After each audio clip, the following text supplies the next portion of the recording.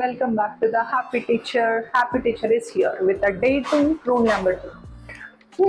ఇంగ్లీష్లో biggest confusion ఏ ఎక్కడ వాడాలి దా ఎక్కడ వాడాలి ఏ మ్యాన్ కరెక్టా దా మ్యాన్ కరెక్టా రెండో ఒకటేలే అని అనుకుంటున్నారా మొత్తం మీనింగే చేంజ్ అయిపోతుంది. ఏ అంటే ఎనీవన్, ఎవరి కోసం అన్న జనరల్గా చెప్పినప్పుడు ఏ వాడతాం. ద అంటే పర్టిక్యులర్గా ఆ మ్యాన్ మీకు తెలుసు, సో దానిది వాడతాం.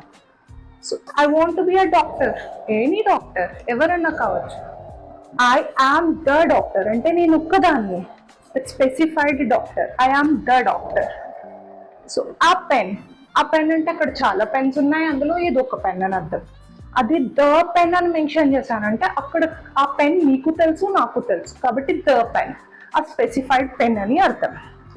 సో ఇప్పుడు మీరు suppose let's watch a movie అన్నారు అనుకోండి, అంటే ఏదైనా ఒక 5 మూవీస్ ఉన్నాయి, అందులో ఏదో ఒక మూవీ వాచ్ చేస్తారని అర్థం.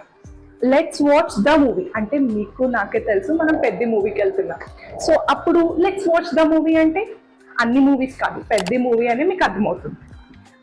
నెక్స్ట్ టైం ఈ మిస్టేక్ చేయకండి. Now it's clear right. So remember, A అంటే జనరల్ పర్పస్, అన్ని కలిపినప్పుడు వాడతాం. ద అంటే స్పెసిఫిక్గా ఒక్కటే చెప్తున్నప్పుడు వాడతాం. No more confusion.